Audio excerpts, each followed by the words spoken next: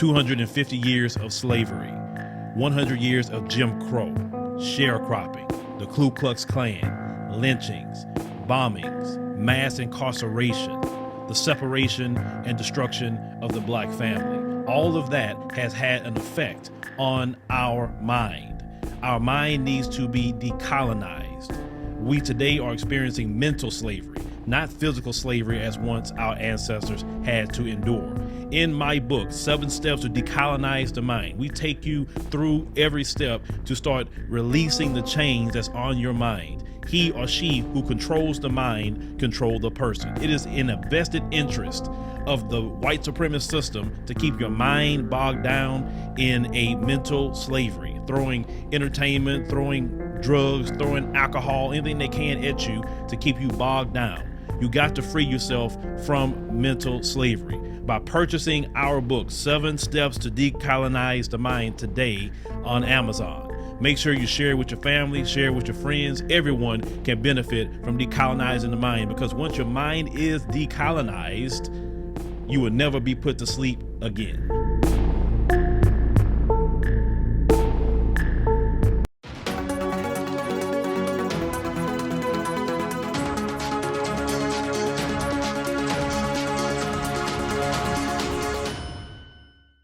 So this is video that, has been going around on TikTok of this nurse, and she was referring to one of her patients in the senior citizen center that actually came down with COVID.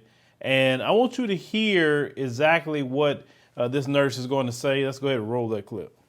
I had a woman dying from COVID confess something really heart-wrenching to me. She told me that when she was a teenager, she told her mother that one of the local black boys had touched her behind the grocery store.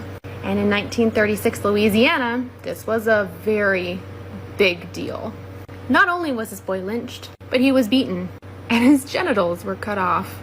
And then the family home was burned to the ground. And she watched it all happen. You want to know why? Because she saw that his sisters had prettier dresses than she did, and she just didn't like it. So she lied. And then it clicked. This same woman had been hallucinating for the past couple of days, saying that there was a black boy in her room watching her, would not stop staring at her, and she was scared shitless. She asked if she could be forgiven.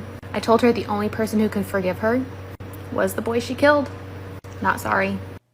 Now, hearing that, of course, would anger just about anybody, that she lied on this little black boy at the time period just because she was jealous of the little sister's dresses and that she didn't have that. And so she went to lie. And listen what the woman said. She said that she watched all of this happen because, the white supremacists are straight devils. They will sit up here and do all this in front of their children. Now think about that. You gotta be an evil kid too, because for you to go say all that, what the reaction gonna be at that time period. I mean, come on, they know exactly what white supremacy is. They know the reactions to it. They know. So to sit up there and watch them lynch the little brother, they said that they severed his, genitalia, burned down the family home, and all of that. See, and let me tell you something. These people have a judgment and a weight upon them that nobody can save them from, because that's just one story. That's just one. There are many, many things that has happened that nobody know about except them, and that they don't want to talk about, they don't want to bring up, but when they're on their deathbed, they want to start confessing all of a sudden, saying, oh, I did this and I did that. Now, the last part, when she talked about the little boy, said she's hallucinating, the little boy is watching her. She wasn't hallucinating. Now, let me get spiritual for a minute. She was not hallucinating. That boy was allowed to be there to watch her, as an agent of torment and guilt. And what she's going to go for what she caused is going to be a whole lot more than that child that she caused to be horribly murdered than for him just staring. Oh, I believe that he was there. Oh, I believe it 100% that he was right there staring at her. Oh, I believe it. I definitely believe in that. because even in the Bible time, if you read the Bible, even when, Samuel had died, and you remember Saul went to basically one of the people that practice, witchcraft, etc., to call Samuel back, and Samuel actually came back. You remember, and in the Bible, if you read that statement, so people can come back if God allows them for you to see him for some reason.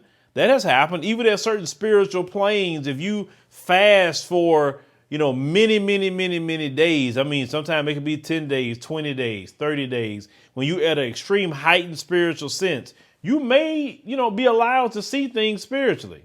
That has happened. I'm not going to go into my particular personal stories because that's too much for here, but I'm going to tell you that can happen. So that particular woman, how I feel about it personally, she need to burn in hell with gasoline draws on for that. That's how I feel. But like I said, she isn't the only one. She isn't. Trust me on that. They have a debt and a weight upon them. The blood of innocence is on their hands. Innocent blood has been crying out from the ground for judgment upon these people. And this is why they are in the midst of that now, and it's going to get worse and worse and worse and worse and worse because they never did right by God's children. They never did. And they don't intend to. They may even get to the point, they may even look at God's children and ask, could you please do something to help save us? And what I will say to our people, don't save them. Because if you try to save them in the midst of judgment, their judgment coming upon you. Because it is well deserved at this point. Well deserved. But yeah, that was, to hear that, I just walked off. I'm like, man, you mean to tell me, oh my God. Like I said, this is depravity.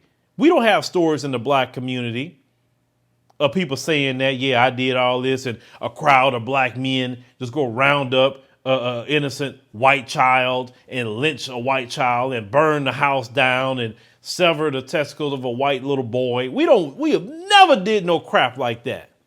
But then these people always want to say, black men are violent. I always say, you are a fool and a half if you let these people at all try to put any kind of judgment on you about violence, about stealing, about whatever.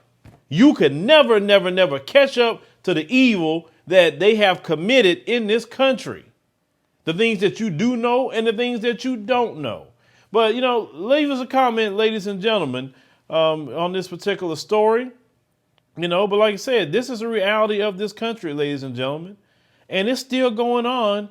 It's not always definitely being reported.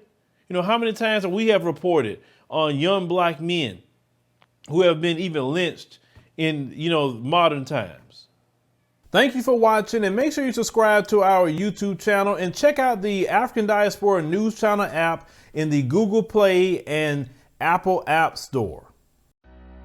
Join me on the 4th annual Homecoming and Pilgrimage to Sierra Leone on December 28, 2021 through January 9, 2022.